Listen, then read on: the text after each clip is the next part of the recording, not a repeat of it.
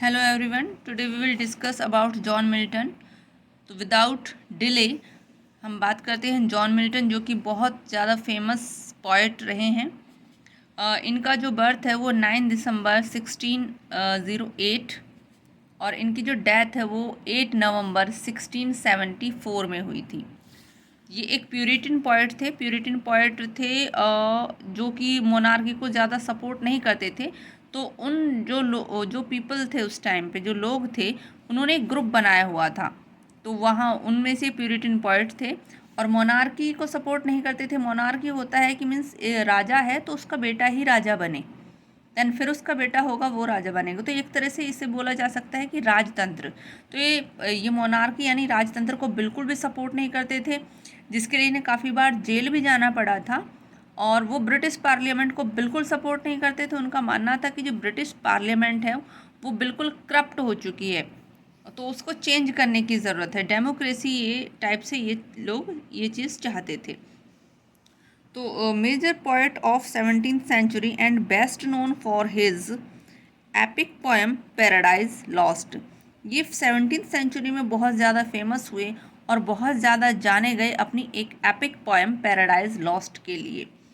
16 से 17th century तक तो शेक्सपियर का ही मतलब बहुत ज़्यादा फेमस थे. शेक्सपियर ही बहुत ज़्यादा फेमस थे, उनके ही वर्क आते रहे थे 17th सेंचुरी तक. इतना फेमस थे विलियम शेक्सपियर. तो जब उनका वॉर्प अप हो गया है तब उसके बाद में मिल्टन फेमस हुए हैं. उसके बाद में मिल्टन को लोग जानने लगे या फिर उनके काम के लिए उसे जाना जाने लगा. और इसका एक रीज़न ये भी है क्योंकि जो मिल्टन थे वो पॉलिटिक चीज़ों में बहुत ज़्यादा घिरे हुए थे. अपना राइटिंग कैरियर को उन्होंने पॉलिटिक्स से जोड़ दिया था.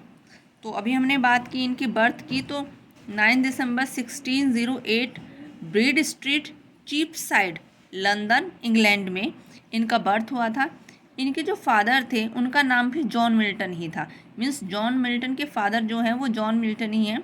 तो इनमें डिफरेंस इस तरह से किया जाता है कि जो फादर है उसे जॉन मिल्टन सीनियर और जो सन है उसे जॉन मिल्टन जूनियर कह के बुलाया जा सकता है.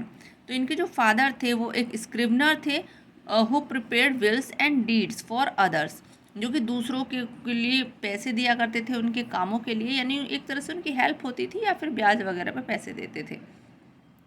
ऑल्सो कंपोजर म्यूज़िक फ्रॉम हुम he got his love for music. और वो म्यूज़िक भी कंपोज करते थे, जिससे कि माना जा सकता है कि जो जॉन मिल्टन है उनका अट्रैक्शन म्यूज़िक के लिए बढ़ गया या वो म्यूज़िक से लव करने लगे. तो एक रीज़न उनका जो है उनके फादर भी हो सकते हैं.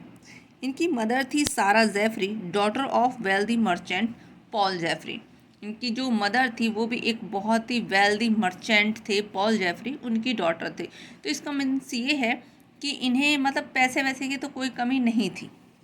अच्छा वेल्दी फैमिली थी इनकी. इनके फादर भी मतलब लोगों को पैसे दिया करते थे एंड उनके वर्क के लिए. और इनके जो मदर थी वो भी एक अच्छे खासी वेल्दी फैमिली से बिलोंग करती थी. लेकिन फिर भी इन्होंने जॉब की या काम किया for his earning. Milton was a good student and loved poetry from a very young age. अब क्योंकि मतलब पोइट्री में इंटरेस्ट हो गया, वो इनका रीज़न क्या है, इनके फादर थे. जॉन मिल्टन शुरू से ही बहुत अच्छे स्टूडेंट रहे थे सॉरी. और वो पोइट्री में उनका बहुत ज़्यादा इंटरेस्ट था और वो बहुत ही कम एज से स्टार्ट हो गया था. इतने ब्रिलियंट स्टूडेंट थे कि जब इन्होंने एमए किया था, पोस्ट ग्रेजुएशन किया था, तो उस टाइम पे ऐसा कहा जाता है कि अबाउट 24 स्टूडेंट थे जिनमें इनकी 4th रैंक थी. तो ये पढ़ाई में बहुत अच्छे थे. इसका जिक्र इनके भाई ने भी किया है. एंड कॉलेज का माहौल इन्हें ज़्यादा पसंद नहीं था. लेकिन अगर माना जाए क्योंकि उस मतलब बोलते थे कि मतलब ये इस तरह से फूल प्रेजेंट करते हैं अपने आप को, कॉलेज की एक्टिविटीज़ या इन सब में पार्टिसिपेट करना, तो सिर्फ अपने पढ़ाई से ही इनको लेना देना था. मतलब किताबी कीड़े एक तरह से, सिर्फ बुकिश नॉलेज से ये ज़्यादा इम्प्रेस होते थे. तो और ये माना जाता है कि जॉन मिल्टन जैसा मतलब पढ़ाकू या पढ़ा लिखा पोएट और कोई नहीं है. तो अगर इंग्लिश लिटरेचर की बात की जाए तो जो जॉन मिल्टन है वो सबसे ज़्यादा पढ़े लिखे पोएट माने जाते हैं. चलिए next. He was one of the six children from his parents. वो अपने पेरेंट्स के 6 चिल्ड्रन थे, मीन्स इनके सिबलिंग और भी थे, भाई बहन और भी थे। He had an elder sister named Anne and a younger brother named Christopher. इनकी एक बड़ी बहन थी जिसका नाम एने था और इनका एक छोटा भाई था जिसका नाम क्रिस्टोफर था। He also had other sibling who had died in their infancy. और इन अभी क्या बोला था कि देखो 6 चिल्ड्रन थे ये, तो इसका मीन्स ये इनके और भी सिबलिंग थे, लेकिन वो अपने शैशवावस्था में, इन्फेंसी मतलब बहुत ही कम उम्र में ही, जब नवजात शिशु टाइप से बच्चा होता है तो उसी टाइम पे उनकी डेथ हो चुकी थी। When he was about 12 years old, Milton was sent to St. Paul's School. About 1620, तो ये 12 साल के थे तब इन्हें सेंट पॉल स्कूल भेजा गया था। और ये कब की बात है? ये 1620 की बात है। To study Greek, Latin and classical language. वहाँ पे किस चीज़ की स्टडी की इन्होंने ग्रीक सीखा, लैटिन सीखा एंड क्लासिकल लैंग्वेजेस इन्होंने वहाँ पे सीखी। यहीं पे इनके एक फ्रेंड बने जिनका नाम है चार्ल्स ड्यू डैथी। ये जो सेंट पॉल स्कूल है यहीं पे इनके फ्रेंड बने हुए थे। इन नेक्स्ट ये नाम ज़रूर याद रखना आप, चार्ल्स ड्यू डैथी, क्योंकि बाद में जब इन्होंने कॉलेज ज्वाइन किया तो एक यूनिवर्सिटी में तो चार्ल्स ड्यू डैथी यानी ऑक्सफोर्ड में ज्वाइन किया था चार्ल्स ड्यू डैथी ने, और कैम्ब्रिज ज्वाइन किया था जॉन मिल्टन ने। ओके, थोड़ा सा याद रखने की कोशिश करना, ठीक है। Milton new many languages like English, Latin, Greek, Hebrew, French, Spanish, Italian, old English and Dutch. तो इतनी सारी लैंग्वेज थी जिनकी नॉलेज जॉन मिल्टन को थी। Milton was called lady of Christ College, और जॉन मिल्टन को लेडीज़ ऑफ क्रिस्ट कॉलेज कहा जाता था। सो उससे पहले मैं ये बताना चाहती हूँ कि इन्होंने ही wanted to become a priest in a church of England there, क्योंकि इंग्लैंड के चर्च में प्रिस्ट बनना चाहते थे। And in 1625 he admitted to the Christ Church College at Cambridge University. और इन्होंने 1625 में एडमिशन ले लिया था या ज्वाइन कर लिया था क्रिस्ट चर्च कॉलेज। तो यहाँ इसी कॉलेज की बात हो रही है कि जहाँ पे इन्हें लेडी ऑफ क्रिस्ट कहा जाता था। लेडी ऑफ क्रिस्ट इनके लुक के लिए इन्हें कहा जाता था। इनकी कंजी आंखें थी, करली हेयर, लंबे लंबे बाल रखा करते थे, बहुत ही ज़्यादा गोरे चिट्टे थे, और मतलब गोल्डन कलर के इनके बाल थे। तो इनका जो लुक निकल के आता था वो एक मतलब बहुत ही प्रिटी गर्ल की तरह निकल के आता था, इसलिए इन्हें वहाँ पे चढ़ाया भी जाता था लेडी ऑफ क्रिस्ट कॉलेज के नाम से। इन 1626 ही वॉज एक्सप्लेड। अच्छा, एडमिशन कब लिया था? 1625 को, और 1626 को he was expelled from the college for a brief after an argument with his tutor named bishops William chapels.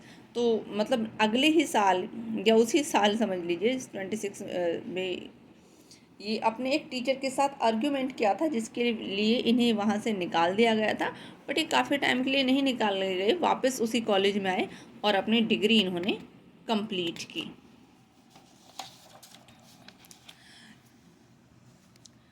John Milton wrote his first serious poem in 1628। इन्होंने अपनी फर्स्ट जो सीरियस पोएम लिखी थी वो 1628 में लिखी थी। टाइटल था उसका on the death of a fair infant dying of the cough. और ये याद रखने वाली चीज़ें है कि ये जो पोएम थी, ये जो सीरियस पोएम थी, ये इन्होंने पब्लिश नहीं कराई थी, ये सिर्फ लिखी थी। ऑनली जो इसका बेस था सिर्फ लिखने का था।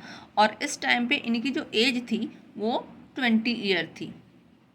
और हाँ, इन्होंने अपना जो लिखने का जो राइटिंग जो वर्क है वो इन्होंने 15 की एज में तो इन्होंने 2 स्पिरिचुअल सॉन्ग यानी पोएम लिख दी थी, यानी भजन लिखे थे, एज ऑफ 15, जब ये 15 साल के थे। और यहाँ पे क्या है, इनकी एज ऑफ 20, ये 20 साल के थे तब इन्होंने ये एक सीरियस पोएम लिखी थी।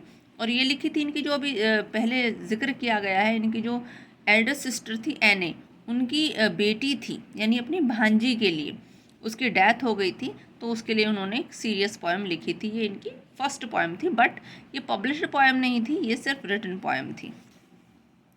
Milton completed his bachelor of art इन 1629। इन्होंने अपनी जो बीए है वो कंप्लीट की थी 1629 में, and master of art in 1632 at Cambridge University. और इन्होंने अपनी जो एमए है वो कब पूरी की, वो इन्होंने पूरी की थी 1632 को। कहाँ से? कैम्ब्रिज यूनिवर्सिटी से। अगर बात की जाए तो वर्क्स की, तो मिल्टन रॉट 24 सोनेट। मिल्टन ने टोटल सोनेट कितने लिखे थे? 24। Milton knows as second greatest sonneteers. Milton को सेकेंड ग्रेटेस्ट सोनेटर के से जाना जाता है, क्योंकि जो फर्स्ट थे वो कौन थे? वो तो विलियम शेक्सपियर थे। If we talk about his family, तो इनकी जो फर्स्ट वाइफ थी वो थी मैरी पॉवेल, जिससे इनके 4 बच्चे थे, 4 चिल्ड्रन थे। और इनकी जो सेकंड वाइफ थी वो थी कैथरीन वुडकॉक, जो कि मतलब 2 साल इनकी शादी चली, उनके बाद इनकी डेथ हो गई। एक बेटी को जन्म देते टाइम इनकी शादी हुई थी 1656 को, जिनसे इनको एक बेटी थी। इनकी जो थर्ड वाइफ थी एलिजाबेथ मिन्सल, और ये शादी हुई थी, इनकी जो मैरिज हुई थी वो 1663 में हुई थी। तब तक इनमें 31 यानी 31 साल का गैप था इनमें, लेकिन ये शादी इनकी बहुत कामयाब रही और मतलब लास्ट तक ये चीज़ चलती रही। तो इनकी जो पोएम आपके सिलेबस में है ऑन हिज ब्लाइंडनेस, तो इसका जो नाम था वो ऑन हिज ब्लाइंडनेस नहीं था, वो था व्हेन आई कंसिडर्ड। इस तरह से है, मतलब कंप्लीट अब एक जो आपके चैप्टर में वो मैं पढ़ाऊँगी तब मैं आपको बताती हूँ।